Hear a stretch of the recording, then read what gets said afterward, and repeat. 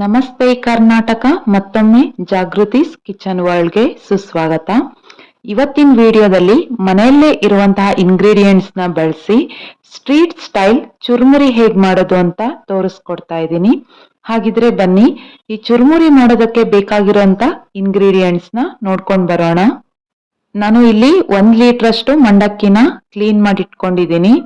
2 ಈರುಳ್ಳಿನ ಚಿಕ್ಕದಾಗಿ ಕಟ್ ಮಾಡಿ ಇಟ್ಕೊಂಡಿದ್ದೀನಿ. 1 ಟೊಮ್ಯಾಟೋನ ಚಿಕ್ಕದಾಗಿ ಕಟ್ ಮಾಡಿ ಇಟ್ಕೊಂಡಿದ್ದೀನಿ. 1 ಕ್ಯಾರೆಟ್ ನ ತುರ್ದ್ಬಿಟ್ಟು ತಗೊಂಡಿದ್ದೀನಿ. ಸ್ವಲ್ಪ ಕೊತ್ತಂಬರಿ ಸೊಪ್ಪನ್ನ ಕಟ್ ಮಾಡಿ ಇಟ್ಕೊಂಡಿದ್ದೀನಿ.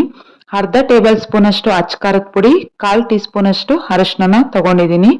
1 ಟೇಬಲ್ ಸ್ಪೂನ್ ಅಷ್ಟು ಪುಡಿ ಉಪ್ಪನ್ನ ತಗೊಂಡಿದ್ದೀನಿ.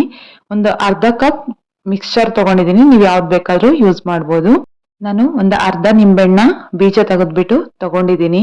2 ಟೇಬಲ್ ಸ್ಪೂನ್ ಅಷ್ಟು ಪುಟಾಣಿ ಪುಡಿ ಅಂದ್ರೆ ಕಡಲೆ ಪುಡಿನ ತಗೊಂಡಿದ್ದೀನಿ. 2 ಟೇಬಲ್ ಸ್ಪೂನ್ ಅಷ್ಟು ಎಣ್ಣೆ ತಗೊಂಡಿದ್ದೀನಿ.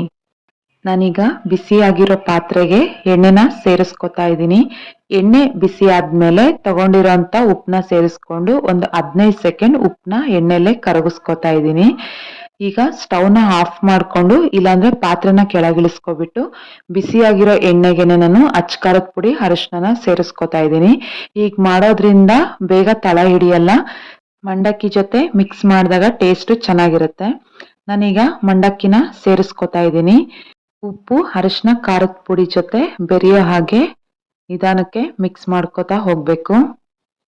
ಈಗ ನೋಡಿ ಮಂಡಕ್ಕಿನ ಕಂಪ್ಲೀಟ್ ಆಗಿ ಮಿಕ್ಸ್ ಮಾಡ್ಕೊಂಡಿದ್ದೀನಿ. ನಾನು ಮತ್ತೆ ಸ್ಟವ್ನ ಆನ್ ಮಾಡ್ಕೊಂಡು ಲೋ ಫ್ಲೇಮಲ್ಲಿನೇ ಅರ್ಧದಿಂದ 1 ನಿಮಿಷದವರೆಗೂ ಮಂಡಕ್ಕಿನ ಬಿಸಿ ಮಾಡ್ಕೊತಾ ಇದ್ದೀನಿ. ಮಂಡಕ್ಕಿ ಕ್ರಿಸ್ಪಿ ಆಗಿದೆ ಅಂದ್ರೆ 1 ನಿಮಿಷದ ಒಳಗಡೆನೆ ಬಿಸಿ ಮಾಡ್ಕೊಂಡ್ರೆ ಸಾಕು. ಈಗಿರೋ ವಾತಾವರಣದಲ್ಲಿ ಮಂಡಕ್ಕಿ ಮೆತ್ತಗಿದೆ ಅಂದ್ರೆ ನೀವು ನೋಡ್ಕೊಂಡ್ಬಿಟ್ಟು 1ರಿಂದ 2 ನಿಮಿಷನ ಬಿಸಿ ಮಾಡ್ಕೋಬೇಕಾಗುತ್ತೆ. ಈಗ ನೋಡಿ ಕ್ರಿಸ್ಪಿ ಆಗಿದೆ. ನಾನೀಗ ಸ್ಟವ್ನ ಆಫ್ ಮಾಡ್ಕೊಂಡು ಒಂದು ಬೌಲ್ಗೆ ಹಾಕಿಟ್ಕೊತಾ ಇದ್ದೀನಿ. ನಾನೀಗ ಅದೇ ಪಾತ್ರೆಗೆ ಚಿಕ್ಕದಾಗಿ ಕಟ್ ಮಾಡಿ ಇಟ್ಕೊಂಡಿರುವಂತ ಈರುಳ್ಳಿ, ಕಟ್ ಮಾಡಿ ಇಟ್ಕೊಂಡಿರುವಂತ ಟೊಮ್ಯಾಟೊ, ತುರಿದಿಟ್ಕೊಂಡಿರುವಂತ ಕ್ಯಾರೆಟ್ ತುರಿ, ಸ್ವಲ್ಪ ಕೊತ್ತಂಬರಿ ಸೊಪ್ಪನ್ನ ಸೇರಿಸ್ಕೊಂಡು ಮಿಕ್ಸ್ ಮಾಡ್ಕೊತಾ ಇದ್ದೀನಿ. ನಾನೀಗ ಹುರಿದಿಟ್ಕೊಂಡಿರೋಂಥ ಮಂಡಕ್ಕಿನ ಸೇರಿಸ್ಕೊಂಡು ಮತ್ತೆ ಮಿಕ್ಸ್ ಮಾಡ್ಕೊತಾ ಇದ್ದೀನಿ.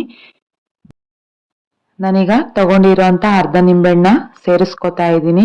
ನಂತರ ಪುಡಿ ಮಾಡಿಟ್ಕೊಂಡಿರೋಂಥ ಪುಟಾಣಿನ ಸೇರಿಸ್ಕೊಂಡಿದ್ದಾದ್ಮೇಲೆ ತಗೊಂಡಿರೋಂಥ ಅರ್ಧ ಕಪ್ ಮಿಕ್ಸ್ಚರ್ನ ಸೇರಿಸ್ಕೊತಾ ಇದ್ದೀನಿ.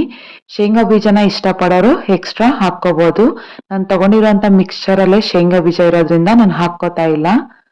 ಈಗ ನೋಡಿ ಚುರುಮುರಿ ರೆಡಿ ಆಗಿದೆ.